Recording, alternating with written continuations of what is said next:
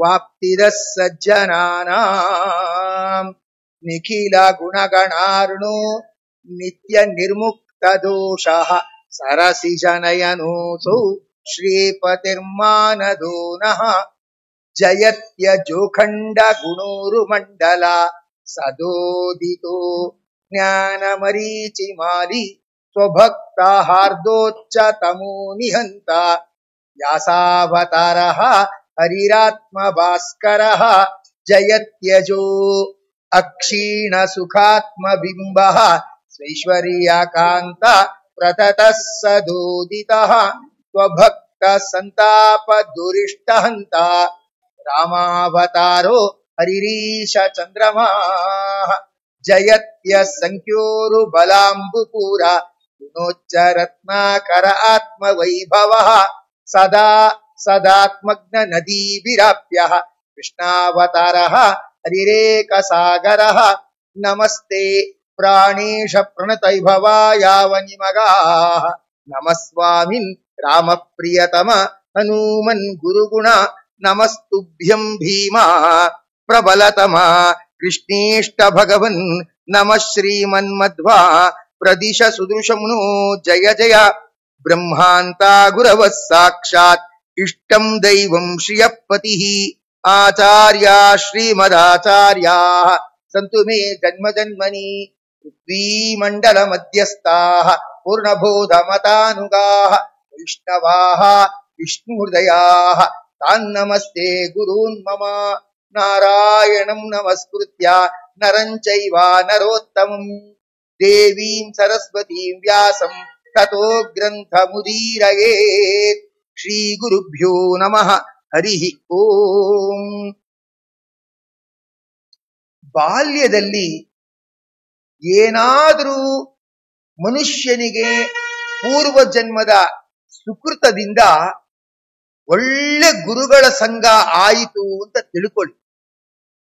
ತಿಳ್ಕೊಂಡ್ಬಿಟ್ರೆ ಅವನ ಇಡೀ ಜೀವನ ಏನಿದೆ ಅದು ಪರಿವರ್ತಿತ ಆಗ್ಬಿಡುತ್ತೆ. ಯಾರು ಹೇಳ್ತಾ ಇದ್ರು, ಅವ್ರಿಗೆ ಸುಧಾಮಂಗಳದ ಸಂದರ್ಭದಲ್ಲಿ ಅವರು ತಮ್ಮ ಅನುಭವವನ್ನು ಹೇಳ್ಕೊಳ್ತಾ ದೊಡ್ಡ ಸಭೆಯಲ್ಲಿ ತಿಳಿಸ್ತಾ ಇದ್ರು. ಇಂಥ ಗುರುಗಳ ಬಳಿಗೆ ಬಂದೆ ಹೇಗೆ ಶಾಸ್ತ್ರವನ್ನ ಕಲಿಯಬೇಕು ಅನ್ನೋ ಮಾರ್ಗವನ್ನ ಕಲಿಸಿದ್ರು. ಆ ಗುರುಗಳು ಪ್ರಾಮಾಣಿಕವಾಗಿ ಬದುಕಿದ್ರು. ನನ್ಗನ್ಸತ್ತೆ ಅವ್ರ ಹತ್ರ ಬಂದಿದ್ದಕ್ಕೆ ನಾನು ಬೀದಿ ದೀಪ ಆದೆ. ಇಳಿದೆ ಇದ್ರೆ ಇಷ್ಟ 15 ವರ್ಷದಲ್ಲಿ ನಾನು ಬೀದಿ ನಾಯಿಯಾಗಿ ಇರ್ತಿದ್ದೆ.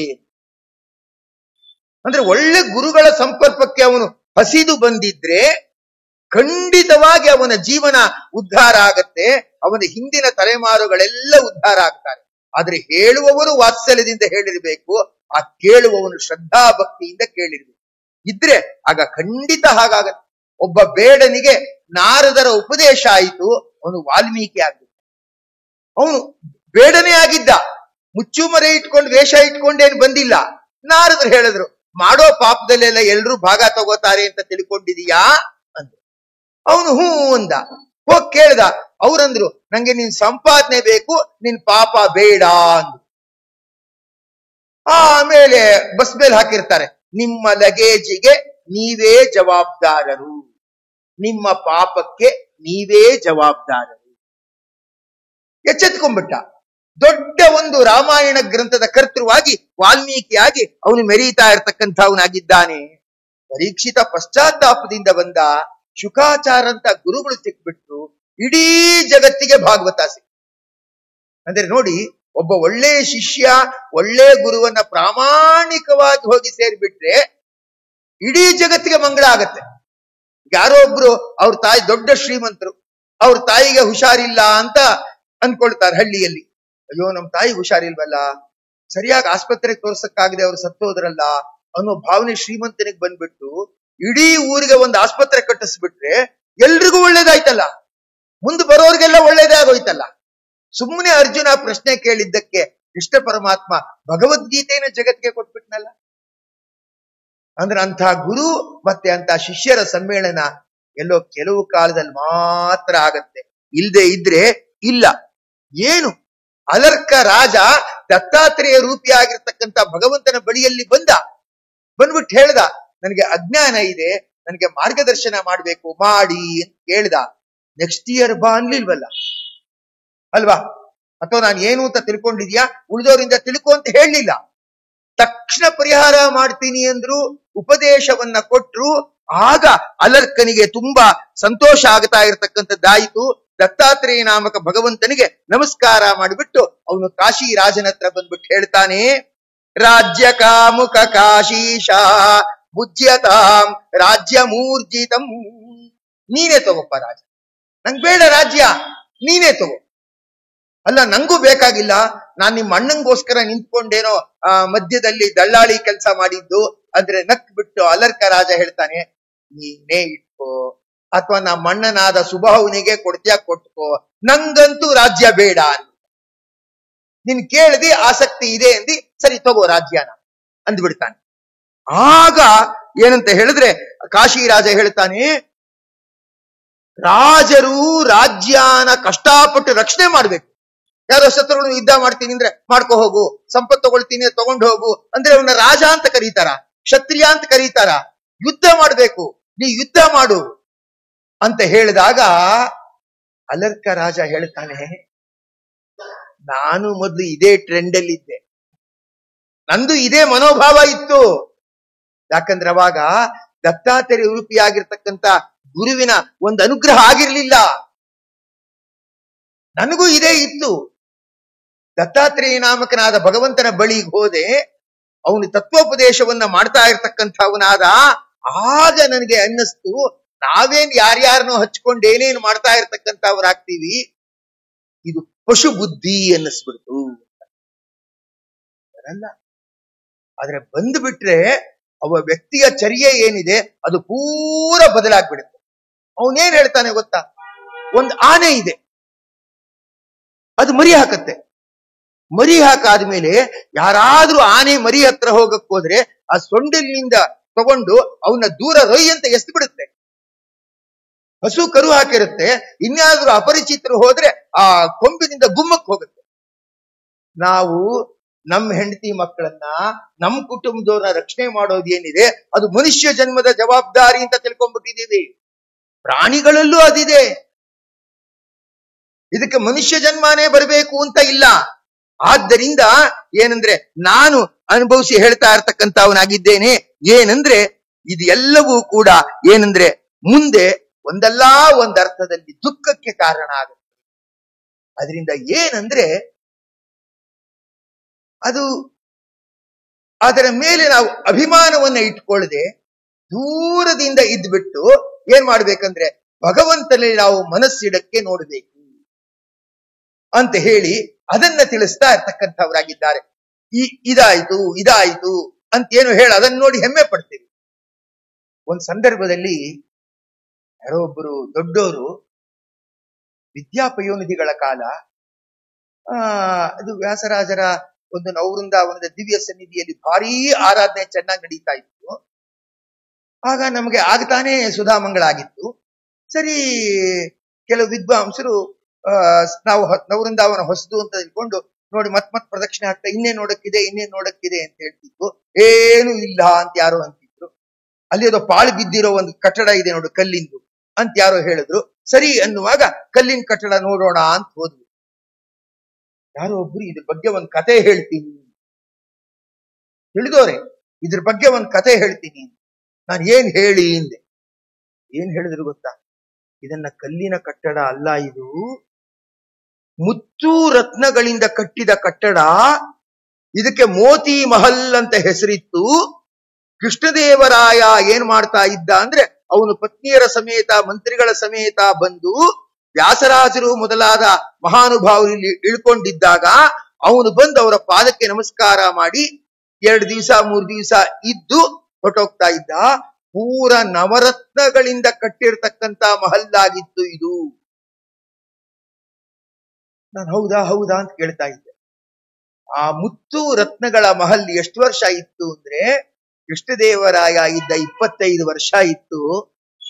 ಆಮೇಲೆ ಶತ್ರುಗಳು ನೋಡಿದ್ರು, ಇದೆಲ್ಲವೋ ಇಷ್ಟು ಸಂಪತ್ತಿದೆ, ಮೇಲ್ಗಡೆನೆ ಮುತ್ತು ರತ್ನಗಳಿರ್ಬೇಕಾರೆ ಇನ್ ಕೆಳಗಡೆಗೆ ನವರತ್ನ ವಜ್ರ ವೈಢೂರ್ಯ ಇರಬೇಡ ಅಂತ ಹೇಳ್ಬಿಟ್ಟು ಆ ಕಟ್ಟಡಗಳನ್ನೆಲ್ಲ ಒಡೆದು ಹಾಕ್ಬಿಟ್ರು. ಈಗ ಇನ್ನು ಒಳಗಡೆ ಬನ್ನಿ ತೋರಿಸ್ತೀನಿ ಅಂತ ಒಳಗಡೆ ಬಂದು ತೋರಿಸ್ತಾರೆ. ಅಲ್ಲಿ ನೋಡಿದ್ರೆ ನಾಯಿಗಳೆಲ್ಲ ಮಲಮೂತ್ರ ಮಾಡ್ಕೊಂಡು ಬಿದ್ದಿದೆ. ಅಂದ್ರೆ ಕಟ್ಟಡ ಕಟ್ಟೋದು ಯೋಗಿ ಜನ್ಮದ ಸಾಹಸ ಅಲ್ಲ. ಉಳಿದವರೆಲ್ಲರೂ ಹೊಗಳ್ತಾರೆ, ಸಮಾರಂಭ ಆಗತ್ತೆ, ಟೇಪ್ ಕತ್ತರಿಸ್ತಾರೆ, ಎಲ್ಲಾ ಕಡೆನೂ ಚಿತ್ರ ಬರುತ್ತೆ, ಕಟ್ಟಡದ ಜೀರ್ಣೋದ್ಧಾರ, ಕಟ್ಟಡದ ಉದ್ಧಾರ ಅಂತ ಎಲ್ಲ ಬರುತ್ತೆ. ಎಲ್ಲಾ ಕಡೆನೂ ಕೂಡ ಕಟ್ಟಡಗಳನ್ನು ಕಟ್ಟಿ ಭಾರಿ ಮಾಡ್ತಾರೆ. ಈಗ ಮಂತ್ರಾಲಯ ಮೊದಲಾದ ಕ್ಷೇತ್ರಗಳಲ್ಲಿ ಎಷ್ಟು ಕಟ್ಟಡಗಳು ಬಂದ್ಬಿಟ್ಟಿದೆ, ಇಳ್ಕೊಳ್ಳಕ್ ಯೋಚನೆನೇ ಇಲ್ಲ. ಉರುಳು ಸೇವೆ ಮಾಡೋರೇ ಇಲ್ಲ. ಎಲ್ಲ 8 ಗಂಟೆಗೆ ಫಲಹಾರ ಮಾಡ್ಕೊಂಡ್ಬಿಡೋದು, 9 ಗಂಟೆಗೆ ಇನ್ನೇನು ಬಿಸಿ ಕಾಫಿ ಸಿಗತ್ತೆ ಅಂತ ನೋಡೋದು, ಆಮೇಲೆ ಮತ್ತೆ ಲಗೇಜ್ ಅನ್ನ ರೂಮ್ ಅಲ್ಲಿ ಇಟ್ಬಿಟ್ಟು ಅಲ್ಲೇ ಮಲಗ್ಬಿಟ್ಟಿರೋದು. 11:30 ಹಂಗೆ ಆರಾಮ್ ಕೊಟ್ಕೊಂಡು ಮತ್ತೆ ಎಲ್ಲಿ ಊಟ ಆಗತ್ತೆ ಅಲ್ಲಿಗೆ ಹೋಗಿ ನೋಡೋದು. ಅಲ್ಲಿ ತನಕ ಟೈಮ್ ಪಾಸ್ ಆಗಕ್ಕೆ ಸುಮ್ಮನೆ ಒಂದೆರಡು ಪ್ರದಕ್ಷಿಣೆ ಹಾಕೋದು. ಸಾಧಕರಿಗೆ ದೇಹಕ್ಕೆ ಅನುಕೂಲ ಮಾಡಿಕೊಟ್ಟಷ್ಟು ಆಲಸ್ಯನೇ ಬರುತ್ತೆ ವಿನಃ ಆ ಶ್ರದ್ಧಾ ಭಕ್ತಿಗಳು ಬರಲ್ಲ. ಎಷ್ಟೋ ಕಡೆ ಗ್ರಾನೈಟ್ ಮಂದಿರಗಳನ್ನೆಲ್ಲ ಕಟ್ಬಿಟ್ಟಿರ್ತಾರೆ, ಸಹಜವಾದ ಒಂದು ಶ್ರದ್ಧೆ ಮೊದಲಾದವುಗಳಿಲ್ದೇನೆ ಹಾಯಾಗಿ ಸುಖಭೋಗ ಮಾಡಿಕೊಂಡು ಇರೋ ತರ ಆಗತ್ತೆ. ಆದ್ರಿಂದ ಅದು ಅಷ್ಟು ಕಟ್ಟಡ ಆಯ್ತು, ಇಷ್ಟು ಕಟ್ಟಡ ಆಯ್ತು, ಜನರಿಗೆ ಒಂದು ಇಳ್ಕೊಳಕ್ ಜಾಗ ಆಯ್ತು, ಕರೆಕ್ಟು. ಆ ಜಾಗ ಇಳದೇ ಇದ್ರು ಸಾಧಕರು ಬಂದು ಸಾಧನೆ ಮಾಡ್ಕೊಂಡು ಹೋಗ್ತಾ ಇದ್ರು. ಸುಮಾರು ಒಂದು 30-40 ವರ್ಷಗಳ ಹಿಂದೆ ತೀರ್ಥಕ್ಷೇತ್ರಗಳಲ್ಲಿ ಕಟ್ಟಡಗಳು ಇರಲಿಲ್ಲ. ಇಲ್ಲಿ ಬಟ್ಟೆ ಗಂಟು ಇಟ್ಕೊಂಡು ಅದರಲ್ಲೇ ಎಲ್ಲ ಗಂಟು ಹಾಕ್ಬಿಟ್ಟು ಪಕ್ಕದವ್ರಿಗೆ ನಾ ಸ್ನಾನ ಮಾಡ್ಕೊಂಡು ಬರ್ತೀನಿ, ನೀವು ಸ್ವಲ್ಪ ನೋಡ್ಕೋತಾ ಇರಿ ಅಂತ ಹೇಳ್ಬಿಟ್ಟು ಅವ್ರು ಸ್ನಾನ ಮಾಡ್ಕೊಂಡು ಬಂದ ಮೇಲೆ ತಕ್ಷಣ ನಾವು ನಿಮ್ ಗಂಟು ನೋಡ್ಕೋತಾ ಇರ್ತೀವಿ, ಹೆಂಗು ದೇವ್ರು ಪೂಜೆ ಮಾಡ್ತಾ ಇರ್ತೀನಿ, ಪಕ್ಕದಲ್ಲೇ ಗಂಟಿದ್ರೆ ಇರ್ಲಿ ಬಿಡಿ ನೋಡ್ಕೋತೀನಿ ಅಂದ್ಬಿಟ್ಟು ಕಳಿಸ್ತಾ ಇದ್ವಿ. ಈಗ ಕಟ್ಟಡ ಕಟ್ಟೋದು ಕಟ್ಟಿದ್ದಾರೆ, ಕೇಳಿದ ತಕ್ಷಣ ಸಂತೋಷ ಆಗತ್ತೆ. ಒಳಗಡೆ ಹೋಗಿ ಕೇಳಿದ್ರೆ AC ಬೇಕಾ ಬಿಸಿ ಬೇಕಾ ಅಂತ ಕೇಳ್ತಾರೆ. AC ರೂಮ್ ಅಂದ್ರೆ 1,000 ಅಂತಾರೆ. ಅವನು 3 ದಿವಸಕ್ಕೆ ಕೇಳಿರ್ತಾನೆ. ಅವ್ರು ಹೇಳ್ತಾರೆ, ಒಂದು ರೂಮಲ್ಲಿ 3 ಜನಕ್ಕೆ ಮಾತ್ರ ಇರಕ್ಕೆ ಅವಕಾಶ ಆಗೋದು, 2 AC ರೂಮ್ ತಗೊಂಡ್ಬಿಡಿ ಅಂತಾರೆ. ಅವ್ನು 2 AC ರೂಮ್ ತಗೋತಾನೆ. ತಗೊಂಡು ಏನ್ ಮಾಡ್ತಾನೆ, ತೀರ್ಥಕ್ಷೇತ್ರದಲ್ಲಿ ದೇವರಿಗೆ ಯಾವ ಸೇವೆನೂ ಕೊಡಲ್ಲ, ಎಲ್ಲ ಇಲ್ಲೇ ಆಗೋಗ್ಬಿಟ್ಟಿದೆ ಬಿಡು ಅಂತಂತಾನೆ. ಸಾಧನೆ ಇಲ್ಲ ಅಂತಾಯ್ತು. ಹೀಗಾಗ್ಬಿಡುತ್ತೆ. ಅಂದ್ರೆ ಮಕ್ಕಳನ್ನ ಯಾವ ರೀತಿ ಸುಖದಲ್ಲಿ ಬೆಳೆಸಬಾರ್ದು, ಭಕ್ತರನ್ನ ಆ ರೀತಿ ಸುಖದಲ್ಲಿ ತೇಲಾಡಿಸಬಾರ್ದು. ಆಮೇಲೆ ಅದು ಮಾಡಿದ್ರೆ ಏನಾಗತ್ತೆ ಅಂದ್ರೆ ಅದರಿಂದ ಆಲಸ್ಯಕ್ಕೆ ಒಳಗಾಗ್ತಾರಷ್ಟೇ. ಅದರಿಂದ ಏನು, ಮತ್ತೆ ಅಂತಹ ಕೃಷ್ಣದೇವರಾಯ ಕಟ್ಟಿದ ಮಹಲಲ್ಲಿ ಯಾವ ಕಲ್ಲಲ್ಲಿ ಯಾವ ಬಂಡೆಯಲ್ಲಿ ಏನು ಹೆಸರು, ಎಲ್ಲ ಧ್ವಂಸ. ಅಂದ್ರೆ ಕಟ್ಟಡ ಕಟ್ಟೋದು ಸಾಧನೆ ಅಲ್ಲ, ಭಕ್ತಾದಿಗಳಿಗೆ ಅನುಕೂಲ. ಅನುಕೂಲ ಇಲ್ಲದೆ ಇದ್ರು ಬೇರೆ ಕಡೆ ಒಂದ್ ಮಾಡ್ಕೊಂಡು ಹೋಗ್ತಾವ. ದೊಡ್ಡ ಕಟ್ಟಡ ಇರ್ಲಿಲ್ಲ ಅಂದ್ರೆ ದೇವಸ್ಥಾನದ ಜಗಲಿ ಮೇಲೆ ನೀನು ಉಂಟಿರೋ ಬಿಡ್ತಿರೋ, ನಂಜನಗೂಡು ಮೊದಲಾದ ಕ್ಷೇತ್ರದಲ್ಲಿ ಶ್ರೀಕಂಠೇಶ್ವರ ಸ್ವಾಮಿ ಇದ್ದಾನೆ, ಅವನ ಸನ್ನಿಧಿಲಿ ಮದುವೆ ಆದ್ರೆ ಒಳ್ಳೇದು ಅಂತ ಹೇಳ್ಬಿಟ್ಟು ದೇವಸ್ಥಾನದ ಹೊರಗಡೆ ಜಗಲೀಲಿ ಹೂವಿನಾರ ಹಾಕ್ಬಿಟ್ಟು ಅರ್ಧ ಗಂಟೆಯಲ್ಲಿ ಮದುವೆ ಮುಗಿಸ್ಕೊಂಡು ಹಾಗೆ ಮಾಡ್ಬಿಟ್ಟು ಅವನ ಸನ್ನಿಧಿಲಿ ನಮಸ್ಕಾರ ಮಾಡ್ಕೊಂಡು ಹೋಗ್ತಾರೆ. ಅದು ದೊಡ್ಡ ಕಟ್ಟಡ ಕಟ್ಕೊಟ್ರೆ ಅಲ್ಲಿ ಪಾರ್ಟಿ ತಂದು ಐಸ್ ಕ್ರೀಮ್ ಎಲ್ಲ ತಿನ್ಕೊಂಡು ನಿಧಾನ ಕಾಡ್ಗೀಡೆಲ್ಲ ಹೇಳ್ಕೊಂಡು ಸಾಯಂಕಾಲ ಮುಗಿಸ್ಕೊಂಡು ಬರ್ತಾರೆ. ಧಾರ್ಮಿಕ ಕಾರ್ಯಕ್ರಮ ನಡೆಯೋದು ಅರ್ಧ ಗಂಟೆ, 1 ಅವಕಾಶ ಮಾಡಿಕೊಟ್ಟಷ್ಟು ಏನ್ ಮಾಡ್ತಾರೆ, ಬೇರೆ ರೀತಿಯಾಗಿರ್ತಾರೆ. ಅದರಿಂದ ನಿಜವಾದ ಸಾಧನೆ ಆಗಲ್ಲ, ಪ್ರಚಾರ ಆಗತ್ತೆ ಅದು ಅಂತ. ಅದಕ್ಕೆ ಮಾರ್ಕಂಡೇಯ ಪುರಾಣ ಮೊದಲಾದೆಲ್ಲ ಓದ್ತಾ ಇದ್ರೆ ನೀನು ದೇವರಲ್ಲಿ ಮನಸ್ಸಿಡಕ್ಕೇನ್ ಬೇಕೋ ಅದನ್ನ ಮಾಡು. ನಮ್ಮ ವಿದ್ಯಾಮಾನ್ಯ ತೀರ್ಥರು ಮೊದಲಾದ ಮಹಾನುಭಾವರಿದ್ದರಲ್ಲ, ಅವರು ಪೂಜೆ ಮಾಡ್ಕೊಂಡು ಪಾಠ ಮಾಡ್ಕೊಂಡು ಇರ್ತಾ ಇದ್ರು. ಮಠದ ಅಡ್ಮಿನಿಸ್ಟ್ರೇಷನ್ ಅಷ್ಟೇನ್ ಚೆನ್ನಾಗಿರ್ಲಿಲ್ಲ. ಅಂದ್ರೆ ಅವ್ರವ್ರು ಬಿಟ್ಬಿಡ್ತಾ ಇದ್ರು, ಹೆಂಗ್ ಮಾಡ್ಕೋಬೇಕೋ ಮಾಡ್ಕೊಳ್ಳಿ ಅಂತ ಬಿಟ್ಬಿಡ್ತಾ ಇದ್ರು. ಅದು ಹೆಂಗೋ ತೇಳ್ಕೊಂಡು ಆಚೆ ಈಚೆ ಹೋಗ್ತಾ ಇತ್ತು. ಇವ್ರು ಅದ್ರ ಬಗ್ಗೆ ತಲೆ ಬಿಸಿ ಮಾಡ್ಕೋತಾ ಇರ್ಲಿಲ್ಲ. ಇವರು ಅದ್ರ ಬಗ್ಗೆ ತಲೆ ಬಿಸಿ ನಾನು ಪಾಠ ಮಾಡ್ತೇನೆ, ಪೂಜೆ ಮಾಡ್ತೇನೆ, ಏನಾದ್ರೂ ಅವರು ಸ್ವಲ್ಪ ಅಧರ್ಮ ಮಾರ್ಗದಲ್ಲಿ ಹೋದ್ರೆ ನಾನು ಬುದ್ಧಿವಾದ ಹೇಳಿ ಅವರನ್ನ ಸರಿ ದಾರಿಗೆ ತರ್ತೇನೆ ಅಂತಿರ್ತಾ ಇದ್ರು. ಇವತ್ತಿಗೂ ಅವರು ಆದರ್ಶರಾಗಿ ಪೂಜ್ಯರಾಗೇ ಇದ್ದಾರೆ, ದಶಕಗಳು ಉರುಳಿದ್ರು. ಅಂದ್ರೆ ದತ್ತಾತ್ರೇಯ ನಾಮಕನಾಗಿರ್ತಕ್ಕಂಥ ಭಗವಂತನ ಉಪದೇಶದಿಂದ ಅವನು ಹೇಳ್ತಾನೆ, ನನಗೆ ಯಾವ ಕೀರ್ತಿನೂ ಬೇಡ, ನಾನು ಕಾಶಿರಾಜ, ನೀನೇನು ಬೇಕಾದ್ರೂ ಮಾಡ್ಕೊ ಅಂತ ಹೇಳಿಬಿಟ್ಟು ಅವನು ಆ ಬ್ರಹ್ಮ ವಸ್ತುವಿನಲ್ಲಿ ನಾನು ಮನಸ್ಸನ್ನ ಇರಿಸಲು ಬಯಸಿರ್ತಕ್ಕಂಥವನಾಗಿದ್ದೇನೆ. ಆದ್ರಿಂದ ಇದು ದೊಡ್ಡ ವಿಜಯ. ಆದ್ರಿಂದ ನನಗೆ ಇದರಲ್ಲಿ ಸಂತೋಷ ಇರತಕ್ಕಂಥದ್ದಾಗಿದೆ ಅಂತ ಹೇಳ್ತಾನೆ. ಹೇಳಿಬಿಟ್ಟು ಸರಿ ಅಂತಂತಾನೆ. ಆಗ ಕಾಶಿರಾಜ ನೋಡ್ತಾ ಇದ್ದಾನೆ. ನೋಡ್ತಾ ಇದ್ರೆ ಏನ್ ಮಾಡ್ತಾನೆ, ಆ ಸಹೋದರನಾದ ಅಲರ್ಕನನ್ನ ಆ ಸುಬಾಹು ತಬ್ಕೊಳ್ತಾ ಇದ್ದಾನೆ. ತಮ್ಮ ಉದ್ಧಾರ ಆಗ್ಬಿಟ್ಟಿಯಲ್ಲೋ ಅಂತ ತಬ್ಕೊಂಡಿದ್ದಾನೆ. ಕಣ್ಣಲ್ಲಿ ನೀರು ಬಂದು ಅಲರ್ಕನ ಬೆನ್ನ ಮೇಲೆಲ್ಲ ಬಿದ್ದು ಆ ಬೆನ್ನು ಒದ್ದೆ ಆಗ್ತಾ ಇದೆ. ಕಾಶಿರಾಜನ್ಗೆ ಗಾಬರಿ ಆಯ್ತು. ಯಾಕಂದ್ರೆ ಈ ಸುಬಾಹುನೇ ಕಾಶಿರಾಜನೇ ಎತ್ಕಟ್ಟಿದ್ದು. ಯುದ್ಧಕ್ಕೆ ಬಾ, ಸೋಲ್ಸು, ಮತ್ತ ಅವನಿಗೆ ಸರಿಯಾಗಿ ಬುದ್ಧಿ ಕಲ್ಸೋಣ, ಕ್ಷತ್ರಿಯ ಧರ್ಮ ಏನು ಅಂತ ತಿಳಿಸೋಣ ಅಂತೆಲ್ಲ ಹೇಳಿದ್ದು. ಅದಕ್ಕೆ ಇವನು ಆಯಿತು ಅಂತ ಹೇಳಿಬಿಟ್ಟು ಅವನ ಮಾತು ಕೇಳಿ ಅವನ ವಿರುದ್ಧ ಹೋಗಿ ಯುದ್ಧ ಮಾಡಿ ಗೆದ್ದಂಗ್ ಮಾಡಿ ಸುಬಾಹು ತಗೋ, ನಾನು ಇವನು ಫ್ರೆಂಡು, ನಾ ಗೆದ್ದಿರೋದನ್ನ ನಿನಗ್ ಕೊಡ್ತೀನಿ ಅಂತ ಕೊಡ್ತಾ ಇದ್ದಾನೆ. ಕೊಡ್ತಾ ಇದ್ರೆ ಸುಬಾಹುನೇ ಹೋಗಿ ಅಲರ್ಕನನ್ನ ತಬ್ಗೋತಾ ಇದ್ದಾನೆ. ಕಾಶಿರಾಜಂಗ್ ಅನಿಸ್ಬಿಡ್ತಂತೆ, ನಾನೇ ಕಾಶಿ ಯಾತ್ರೆಗೆ ಹೋಗ್ಬೇಕು ಏನೋ, ಏನ್ ಇವ್ರುಗಳು ಹಿಂಗೆ ಇಷ್ಟು ಅಡ್ಜಸ್ಟ್ ಮಾಡ್ಕೊಂಡ್ಬಿಟ್ಟಿದ್ದಾರೆ, ನಾ ಹೋರಾಡ್ದೊಂದ್ ನಾನು, ಆಮೇಲೆ ನೋಡಿದ್ರೆ ಅವರಿಬ್ರು ಒಂದಾಗಿರ್ತಕ್ಕಂಥವ್ರಾಗಿದ್ದಾರೆ ಏನು ಅಂತ ಹೇಳ್ಬಿಟ್ಟು ಅಂದಾಗ ಸುಬಾಹು ಹೇಳ್ತಾನಂತೆ, ನಾನ್ ನಿಂಗೆ ಕೇಳಿದೆ, ರಾಜ್ಯ ಗೆದ್ದು ಕೊಡು, ಸೈನ್ಯ ತಗೋ, ಯುದ್ಧ ಮಾಡ್ತೀನಿ ಹೆದರಿಸು, ಅವನಿಗೆ ಭಯ ಬರ್ಲಿ ಅಂತೆಲ್ಲ ಹೇಳಿದೆ. ಕಾಶಿರಾಜ ಯಾಕೆ ಹೇಳಿದೆ ಗೊತ್ತಾ? ಏನಾಗಿತ್ತಂದ್ರೆ ನಮ್ಮ ತಾಯಿಗೆ 4 ಜನ ಮಕ್ಕಳು, ವಿಕ್ರಾಂತ, ಸುಬಾಹು, ಶತ್ರುಮರ್ದನ, ಅಲರ್ಕ ಅಂತ 4 ಜನ ಮಕ್ಕಳು. ಆ ಮೊದಲು 3 ಜನರಿಗೆ ಏನಾಯ್ತು, ನಮ್ ತಾಯಿ ಹಾಲು ಕುಡಿಸ್ತಾ ಇರಬೇಕಾದ್ರೆ ಕಿವಿಯಲ್ಲಿ ತತ್ವಜ್ಞಾನವನ್ನ ತುಂಬುತ್ತಾ ಇದ್ರು, ದೇವರ ನಾಮಗಳನ್ನೆಲ್ಲ ಹೇಳ್ತಾ ಇದ್ರು, ತತ್ವೋಪದೇಶ ಮಾಡ್ತಾ ಇದ್ರು. ಧರ್ಮ ಮಾರ್ಗದಲ್ಲಿರ್ಬೇಕು, ಆತ್ಮ ಪ್ರಜ್ಞೆ ಇರಬೇಕು, ಜಗತ್ತಲ್ಲಿ ಎಲ್ಲ ಗಳಿಸ್ಬೇಕು, ಆದ್ರೆ ನಶ್ವರ ಭಗವಂತನ ಧ್ಯಾನ ಮಾಡಬೇಕು, ಇದೆಲ್ಲ ಹೇಳ್ತಾ ಇದ್ರು. 4ನೇ ಮಗು ಹುಟ್ಟುವಾಗ ರಾಜ್ಯದ ಜವಾಬ್ದಾರಿ ಅದು ಇದು ಇದರೊಳಗಡೆ ಸಿಕ್ಕಾಕೊಂಡ್ಬಿಟ್ಟು ಆ ಮಗುಗದೆಲ್ಲ ಹೇಳ್ಕೊಡಕ್ಕಾಗ್ಲಿಲ್ಲ. ನಮ್ಮ ತಾಯಿ ಮದಾಲಸಾಗೆ ಪಾಪ 4ನೇ ಮಗನ್ ಹೇಳ್ಕೊಡಕ್ಕಾಗ್ಲಿಲ್ಲ. ಯಾರೋ ರಸ್ತೆಯಲ್ಲಿ ಹೋಗ್ತಾ ಇದ್ದೆ, ಯಾರೋ ಭಗವದ್ ಭಕ್ತರು ಮಾತಾಡ್ಕೊಂಡು ಹೋಗ್ತಾ ಇದ್ರು. ಆ ಮಗು ನನ್ನ ಎತ್ಕೋ ಅಂತ ಹೀಗ ಅನ್ನತ್ತೆ. ನನಗೆ ನಿಂತ್ಕೊಂಡ್ರೆ ತಲೆ ತಿರುಗಿದಾಗತ್ತೆ, ಎಲ್ ಮಗುನು ಬೀಳಿಸ್ಬಿಡ್ತೀನೋ ಅನ್ನೋ ಗಾಬರಿಗೆ ನಾನು 2 ದಿವಸದಿಂದ ಮಗುನ ಎತ್ಕೊಂಡಿಲ್ಲ ಅಂತ ಹೇಳ್ತಾ ಇದ್ದೆ.